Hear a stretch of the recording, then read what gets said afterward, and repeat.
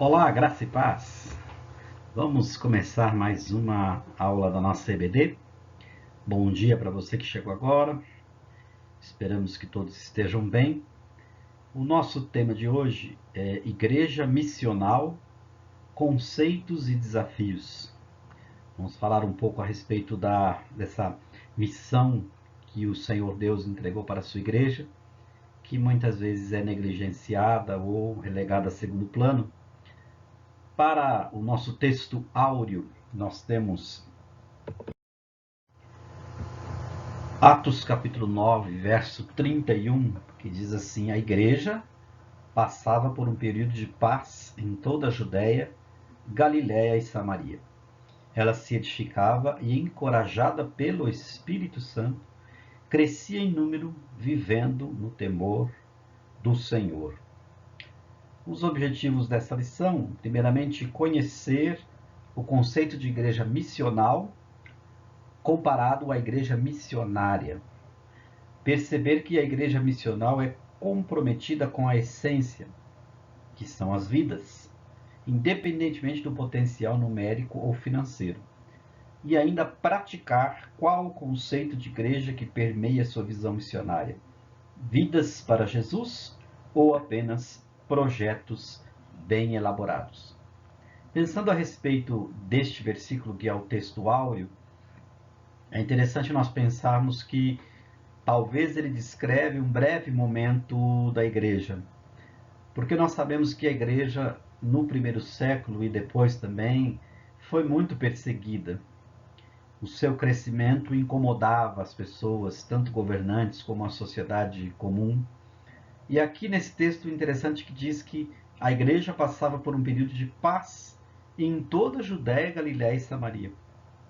Talvez aí um alívio vindo do próprio Deus com relação às perseguições, para que a igreja também se animasse no crescimento numérico, no testemunho, para edificar-se a si mesmo e também para propagar, né, o evangelho do Senhor Jesus. Então Deus estava aí dando as condições para que essa igreja tornasse uma igreja missionária, que sempre foi, na verdade, o objetivo para o qual a igreja foi chamada, inclusive.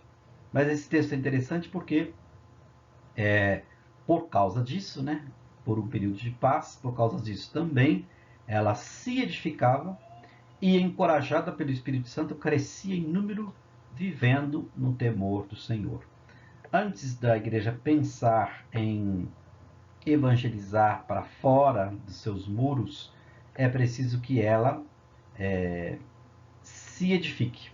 É preciso que ela construa dentro de si mesma um alicerce forte, mas há também uma questão muito importante envolvida aí, que tem muitas igrejas que, por conta disso, imaginam que estão passando a vida toda nesse período, né, de edificação, e por conta disso param de olhar aquilo que está ao redor e deixam de fazer a obra de missões que o Senhor ordenou. Então usam essa desculpa: nossa igreja é muito pequena, nossa igreja falta mais estrutura, nós precisamos de uma liderança melhor, nós precisamos crescer para dentro primeiro, para depois nós cuidarmos das outras vidas, e esse dia nunca chega. Então, na verdade, isso é uma desculpa, e nós sabemos que Deus, melhor do que ninguém, sabe disso, não é? Textos bíblicos inspirativos para esta lição: Lucas capítulo 7, verso 22, Romanos 14, 17 e Atos 20, 24, que eu vou ler para vocês aqui. Lucas 7, 22. Então ele respondeu aos mensageiros: Voltem e anunciem a João o que vocês viram e ouviram. Os cegos veem, os aleijados andam, os leprosos são purificados, os surdos ouvem, os mortos são ressuscitados, e as boas novas são pregadas aos pobres. Romanos capítulo 14, verso 17. Pois o reino de Deus não é comida nem bebida, mas justiça, paz e alegria no Espírito Santo. Atos capítulo 20, verso 24. Todavia, não me importo nem considero a minha vida de valor algum para mim mesmo, se tão somente puder terminar a corrida e completar o ministério que o Senhor Jesus me confiou de testemunhar do Evangelho da graça de Deus. Vejam que textos interessantes. O primeiro vai falar a respeito dos discípulos de João, ou de João Batista mais precisamente, quando ele começou a se perguntar se realmente a sua mensagem profética fazia sentido, já que aos olhos dele parecia que algo tinha dado errado, porque ele estava preso, e ele foi então indagar se o reino tinha chegado mesmo. E a resposta, né, de Jesus para esses mensageiros é: voltem e anunciem a João o que vocês viram e ouviram. E aí começa a dizer todas as coisas que o Evangelho estava trazendo para aquelas comunidades. Os cegos veem, os aleijados andam, os leprosos são purificados, os surdos ouvem, os mortos são ressuscitados e as boas novas são pregadas aos pobres ou aos humildes. No texto de Romanos, nós somos informados aqui que o reino de Deus não é comida nem bebida, mas justiça, paz e alegria no Espírito Santo. Ou seja, aqueles que querem transformar o Evangelho num Evangelho puramente social estão aí enganados.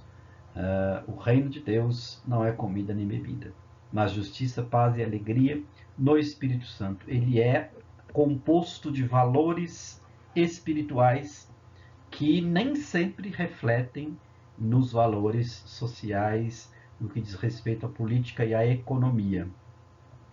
E Atos capítulo 20, verso 24, é uma declaração grandiosa. Nós até, no nosso tempo de seminário, nós usávamos este versículo como se fosse o nosso lema. Todavia não me importo, nem considero a minha vida de valor algum para mim mesmo, se tão somente puder terminar a corrida e completar o ministério que o Senhor Jesus me confiou de testemunhar do Evangelho da graça de Deus. Ocorre que, embora este verso tenha sido dito por um apóstolo, por Paulo, e ele estava falando, em primeiro lugar, da sua experiência, na verdade nós sabemos que a aplicação desse texto ela abrange todos os cristãos. Terminar a corrida e completar o ministério que o Senhor nos confiou é exatamente testemunhar do Evangelho da graça de Deus. Coincidentemente, nós vamos ver, né, nos estudos de terça-feira e também nos temas dos domingos desse mês a respeito disso, da importância de missões e de evangelização. Eu disse coincidentemente porque nós, no cronograma da revista da Escola Bíblica, nós estamos algumas lições atrasados, mas caiu exatamente aqui, neste mês, onde nós estamos dando ênfase a esses assuntos. Então, fique ligado, preste muita atenção nas aulas da Escola Bíblica, nos cultos de terça-feira e nos de domingo, porque nós vamos falar muito a respeito dessa questão da missão da igreja, da sua responsabilidade de evangelizar, começando pelo círculo menor e indo crescendo até os confins do mundo, e também com relação ao Evangelho, né, que deve ser vivido pessoalmente em todas as suas implicações. Para a introdução dessa lição, o autor coloca a seguinte questão: a igreja missional tem sido definida como a igreja que cruza fronteiras e barreiras de qualquer natureza, sejam elas culturais, linguísticas, sociais, religiosas ou geracionais. Normalmente costumamos pensar, com relação à missão, que as barreiras são apenas culturais, linguísticas ou, no máximo, geográficas. Mas todas essas barreiras são verdadeiras, mas outras também são incluídas neste grande projeto de evangelização que a igreja precisa ter, que toda a igreja precisa ter. Então, são barreiras de qualquer natureza, sejam elas culturais, e quando nós falamos de culturais, não estamos dizendo necessariamente outras culturas diferentes da nossa. Estamos dizendo que a cultura, por ser algo dinâmico, está em constante transformação, também se torna uma barreira para a propagação do Evangelho. Recentemente nós ouvimos no discurso lá na ONU, nosso presidente levantando a questão a respeito da cristofobia. Na verdade, uma atitude muito corajosa, porque o novo normal, os progressistas e todos aqueles que não gostam dos cristãos, os anticristãos, também não gostam de levantar esse tema e nem admitem que ele exista. Mas nós estamos vivendo uma sociedade que é anticristã. Ela pratica claramente a cristofobia. Então, os símbolos sagrados são depredados, desprezados, os nossos valores cristãos são também questionados, são motivos de afronta, a nossa liberdade, enfim, tudo aquilo que é relacionado ao cristianismo está sendo atacado por todos os lados nesta nova conjuntura cultural que nós estamos inseridos. Então, isso é uma barreira. Nós podemos ter barreiras culturais dentro da nossa própria cidade. As barreiras linguísticas, sociais, religiosas e geracionais. Geracionais no sentido de que as gerações vão se sucedendo e cada geração traz consigo um mote diferente, uma crença, um posicionamento e um entendimento a respeito das coisas intangíveis, da espiritualidade, enfim.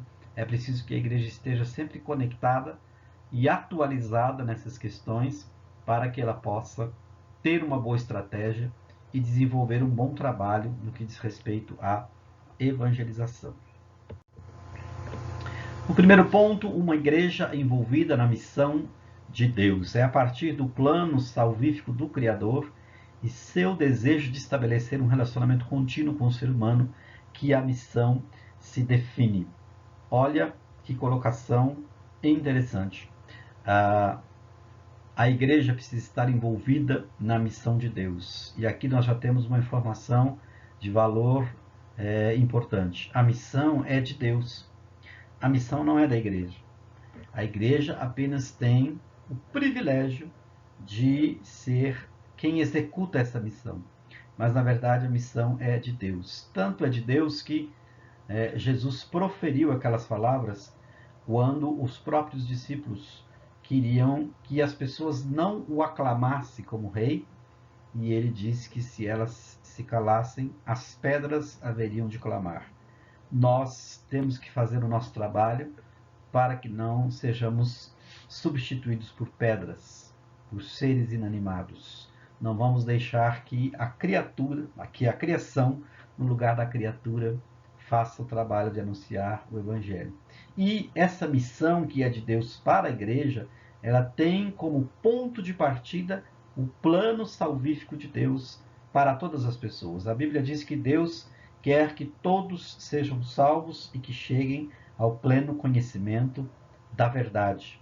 Então, esse plano salvífico engloba todas as pessoas, em todos os lugares do planeta. E a missão da igreja é, então, fazer com que esta mensagem de libertação das pessoas, de conectar novamente seres humanos com Deus, chegue a essas pessoas por todos os meios possíveis, seja presencialmente, seja através de mensagens enviadas por satélite, por rádio, por internet, enfim. Nós precisamos ter aí, então, um engajamento para nos utilizarmos da tecnologia para fazer com que essa mensagem possa circular o mundo. Hoje não existe mais essa desculpa. Nós temos um acontecimento em qualquer lugar do planeta e imediatamente, pelo uso da tecnologia, praticamente todas as pessoas do globo já estão com essa notícia nas suas mãos através do celular, do smartphone, da TV, enfim. Então, nós precisamos nos atentar para este poder de comunicação que está disponível para nós, para que possamos alcançar pessoas também pelo Evangelho. Os exemplos bíblicos, inclusive, deixam claro que a igreja missional tanto faz diferença em sua comunidade local, como contribui para que as boas novas de transformação cheguem aos que ainda não ouviram falar de Jesus Cristo. Então, neste primeiro ponto, nós podemos ver que uma igreja envolvida, ela vai perceber que, na verdade, a missão é de Deus. A igreja tem apenas o dever, a responsabilidade de fazer com que essa missão se cumpra. E a segunda coisa é que esta missão tem como ponto de partida o plano de salvação que o próprio Deus traçou para que as pessoas fossem alcançadas por essa palavra poderosa. Que diferença faz saber que a missão pertence a Deus e não a nós? Essa é uma pergunta muito importante e deve ser respondida com muita responsabilidade. Por quê? Faz sim muita diferença saber que a missão pertence a Deus e não a nós. Porque quando isso ficar muito claro, a partir desse entendimento, esse entendimento vai fazer com que todo o nosso planejamento, todas as nossas ações no sentido de missões, todo recurso que será aplicado, tudo aquilo que for feito, terá como premissa que essa missão pertence a Deus e que nós estamos, como em outros aspectos da nossa vida com Deus, sendo apenas mordomos de um valor que não é nosso. Nós vamos trabalhar com este valor, nós vamos investir nessa missão, nós vamos traçar planos, projetos, nós vamos andar por esse mundo, mas sempre com essa responsabilidade que a missão pertence a Deus. Isso nos faz lembrar também que nós daremos conta desta missão. Se nós participamos efetivamente dela, se nós disponibilizamos recursos suficientes para que essa missão aconteça, se nós aplicamos tudo aquilo que podíamos para essa missão, no que diz respeito à oração, a envio de obreiros e principalmente ao sustento desses obreiros. Então essa é uma pergunta muito importante. Que diferença faz saber que a missão pertence a Deus e não a nós? Nós somos mordomos de riquezas que não são nossas. Segundo ponto, uma igreja que faz diferença na sociedade. A igreja é enviada em primeiro lugar à sua Jerusalém, com uma clara responsabilidade de proclamar o Evangelho e promover os valores do reino na sociedade da qual faz parte. No versículo que nós lemos, nós percebemos que a abrangência da tarefa missionária da igreja tem alguns círculos geográficos. E esses círculos geográficos vão crescendo à medida que a igreja vai tomando consciência de que a missão, na verdade, é global, mas ela precisa ter o seu ponto de partida, ela precisa começar na sua Jerusalém. Tomamos por base esta cidade, porque o versículo fala em Jerusalém, por toda a Judéia, Galiléia e também a Samária. São regiões que vão se ampliando e se distanciando geograficamente de Jerusalém. O texto está dizendo que uma missão deve começar no local onde esta igreja está plantada, no bairro, na cidade, e deve também se expandir para todos os outros lugares, para o estado, para o país e também para os outros continentes. Então, uma igreja que faz diferença na sociedade significa que ela não pode, por exemplo, estar de olho em uma obra missionária do outro lado do planeta se ela primeiro não está cuidando das coisas concernentes ao lugar onde ela está fixada. Se ela tem um bom testemunho, se ela é bem vista pela comunidade, se ela trabalha com responsabilidade, se ela implementa os valores do reino no lugar onde ela está fixada, se ela respeita as leis daquele lugar. Então, a preocupação precisa ser primeiro no lugar que ela foi plantada. E ela precisa, a partir daí, trazer essa comunicação do Evangelho, e com certeza ele vai se expandir e alcançar só então outras fronteiras, outras localidades. Então, uma obra missionária, uma igreja missional, ela sempre tem essa consciência que ela começa a partir da diferença que ela faz no lugar onde ela está estabelecida. Pensando sobre essa questão, nós temos a seguinte pergunta: se sua igreja mudasse do bairro ou encerrasse as suas atividades, alguém sentiria falta dela? É uma pergunta que muitas igrejas não teriam coragem de fazer, e se fizessem, não teriam coragem de responder. Mas nós precisamos encarar essa questão com maturidade e nós precisamos pensar sobre essas coisas. Se a nossa igreja se mudar do lugar onde ela está hoje ou encerrar as suas atividades, alguém sentiria falta? Nós passamos aí por uma espécie de prova que quase dá para responder nesse contexto. Né? Por uma questão de um problema mundial, nós fomos impedidos de fazermos reuniões presenciais e nós mantivemos a igreja viva tanto quanto possível, porque não depende também somente daqueles que fazem, a igreja funcionando através das mídias sociais. E nós pudemos então aí ter uma pequena amostragem, porque fisicamente a igreja parou as suas atividades, teve que fechar as suas portas, foi impedida por legislação, por decretos, de se reunir. Então nós tivemos que encontrar uma saída e encontramos essa saída na tecnologia e mantivemos as pessoas conectadas aos cultos, aos ensinos, e nós percebemos aí então mais ou menos o que seria se a igreja realmente saísse do lugar onde ela está inserida. Graças a Deus que no nosso caso, um bom número de pessoas sinalizou que sentia falta, que precisava desses encontros, dessa comunhão, desse aprendizado, dessa reunião, e acompanhou atentamente tudo aquilo que foi disponibilizado pelas redes sociais. Outras já nem tanto, mas aí são problemas localizados. O que a igreja deveria ter feito, ela fez, e quem quis pôde acompanhar então. Mas essa é uma pergunta justa, é uma pergunta que precisa ser feita, encarada com maturidade e respondida para que se possa então pensar a respeito da existência da igreja, o que é que precisa ser feito para melhorar, enfim. Terceiro, uma igreja que tem visão global.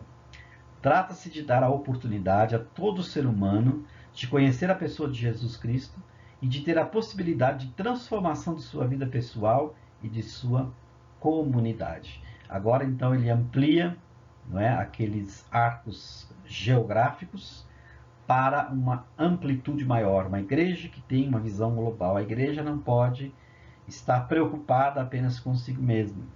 A igreja não pode estar preocupada em ter um bom posicionamento no ranking da sua cidade, mas é preciso que ela possa expandir a sua visão missionária e, dentro da sua realidade, pensar ações práticas, atitudes para permitir que esse evangelho também seja pregado em outros cantos do mundo. Na nossa realidade, nós temos uma igreja bem ativa nesse sentido. Nós conhecemos quem são os nossos missionários, onde eles estão. Nós frequentemente realizamos atividades para levantamento de ofertas para esses missionários. Eles são mencionados nos encontros de missões, mencionados nas nossas orações, de maneira que eu diria que no nosso caso, na nossa igreja, nós estamos indo bem. Não significa, obviamente, que já fizemos tudo que podíamos fazer. Há muita coisa que devemos e podemos fazer e com certeza faremos.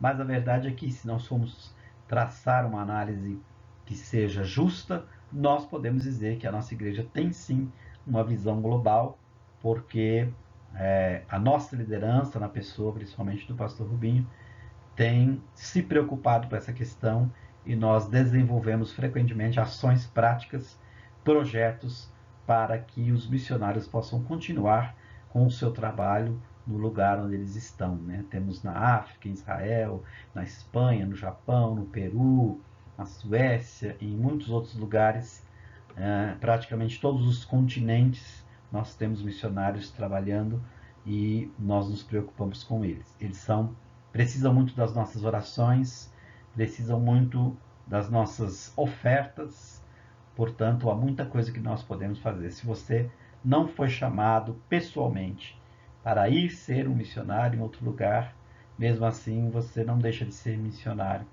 Você tem os seus recursos, você pode entregar uma oferta especial, você deve dobrar os seus joelhos e orar por missões, porque é dessa forma que você foi chamado para fazer parte desta obra de Deus. De que forma a sua igreja está sendo verdadeiramente missional, alcançando tanto o seu contexto próximo como outros povos e culturas? Esta também é uma pergunta justa, porque algumas igrejas falam muito a respeito de missão. Missões é o assunto frequentemente falado nessas igrejas, mas quando você vai ver as ações práticas, não existem quase nenhuma. Então, é uma pergunta que precisa ser feita e precisa ser respondida também. De que forma a sua igreja está sendo verdadeiramente missional, alcançando tanto o seu contexto próximo como outros povos e culturas? Como já falamos anteriormente, no caso específico da nossa igreja, Pedra Viva, nós frequentemente desenvolvemos projetos, ações missionárias, levantamos ofertas e nós enviamos essas ofertas, nós conhecemos os nossos missionários, as suas famílias, as suas necessidades, oramos por esses missionários, estamos frequentemente em contato com eles. Então essa é a forma que nós trabalhamos. Portanto, nós temos também uma resposta para essa pergunta. Porque, na verdade, algumas igrejas não falam simplesmente em missão, outras falam muito, mas não realizam nada de prático, e é nessa direção que essa pergunta é posta. Se a igreja é verdadeiramente missional, ela vai desenvolver alguma coisa, vai ter algum projeto, alguma ideia, por mais simples que essa igreja seja, por menos recursos que ela tenha, alguma coisa ela vai desenvolver para entrar também nesse projeto grandioso de missões. Porque o nosso campo missionário começa apenas em Jerusalém, mas ele vai também por toda a Judéia, Galiléia, Samaria, e o versículo termina: e até os confins da terra. Deus, desde lá o início, ele estava já sinalizando essa versão global, universal do Evangelho, que deveria alcançar todas as tribos, línguas, povos e raças, e através de Jerusalém, do ponto de partida de Jerusalém, esse Evangelho então cresceu, alcançou todos os continentes, mas ainda nós temos muito trabalho a ser feito. Calcula-se que pelo menos 25% dos povos do planeta ainda não tem nenhum representante missionário entre eles para falar das grandezas de Deus. Por isso nós temos muita coisa a ser feita ainda nesse contexto. Concluindo, Chris Wright assume bem a nossa missão, resume bem, quer dizer, a nossa missão como povo de Deus. Ele diz o seguinte: fundamentalmente, nossa missão designa nossa participação ativa como povo de Deus, a convite de Deus, segundo o mandamento de Deus, para a redenção da criação de Deus. Notem que tudo volta para Deus, porque a missão é de Deus. Muito bem colocada essa frase. Nós somos o povo de Deus, a convite de Deus, segundo o mandamento de Deus, para a redenção da criação de Deus. E isso então ampliará a nossa visão, como mostra aí a nossa figura. Esta então é a nossa lição de hoje. Eu espero que você tenha aproveitado, pensado sobre missões, e aproveite, porque esse mês nós vamos bombardear você a respeito de missões e evangelização. Só lembrando aí nesses slides, como nós temos falado, a Editora Batista precisa da sua ajuda, portanto, se você quiser fazer uma doação, use alguns desses telefones ou desses contatos de e-mail e você poderá fazer então a sua doação. Ainda temos este link aí que você pode utilizar, ou se não, esse QR Code para fazer então a sua oferta. Deus abençoe você, obrigado pela atenção, e vamos nos preparar para o culto ao Senhor e para a ceia logo mais. Em nome de Jesus estaremos lá. Deus o abençoe. Tchau.